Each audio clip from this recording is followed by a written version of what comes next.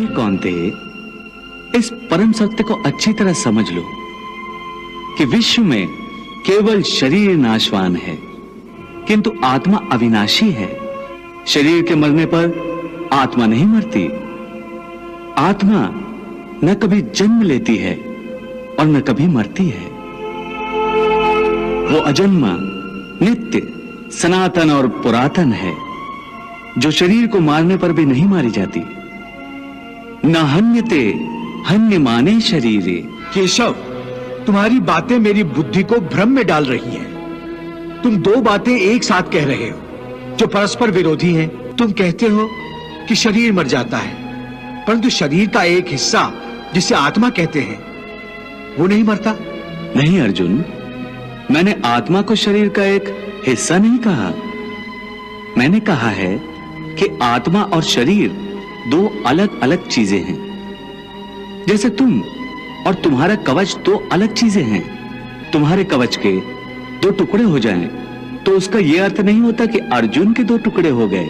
जिस प्रकार तुम और तुम्हारा कवच दो अलग अलग वस्तुएं हैं, या तुम और तुम्हारा यह रथ दो अलग अलग वस्तुएं हैं, उसी प्रकार मनुष्य का शरीर और उसकी आत्मा दो अलग अलग वस्तुएं हैं। यूं समझ लो कि जिस रथ में अर्जुन बैठा है वो रथ अर्जुन नहीं है। अर्जुन तो वो है जो रथ में बैठा हुआ रथी है। ये ठीक है माधव कि अर्जुन रथ नहीं है। अर्जुन मैं हूं जो रथ में बैठा हुआ है। तुम्हें रथ के टूटने का शोक नहीं होगा, परंतु अर्जुन के मरने का तो शोक होगा ही। अर्जुन, तुम्हारी बातें सुनकर मुझे तुम्हारी बुद्धि पर हंसी आ रही है।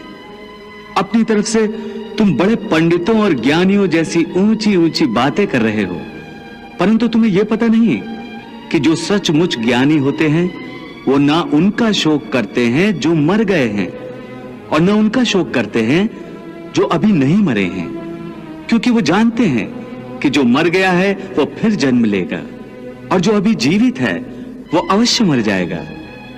मरने वाला फिर जन्म लेगा, क्योंकि केवल शरीर का नाश होता है। शरीर के अंदर जो आत्मा है वो कभी नहीं मरता।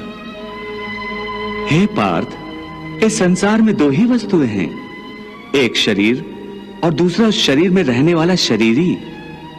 जो शरीर में रहने वाला आत्मा रूप शरीरी है वो कभी मरता नहीं, और जो शरीर है वो सदा रहता नहीं। आत्मा एक शरीर छोड़ता है और दूसरा शरीर धारण कर लेता है, बिल्कुल वैसे ही जैसे मनुष्य पुराने कपड़े उतार कर नए कपड़े धारण कर लेता है। वासांस जीर्णानि यथा विहाय नवानि गृह्णाति नरोपराणि तथा शरीराणि विहाय जीर्णान्य अन्यानि संन्याति नवानि देहि।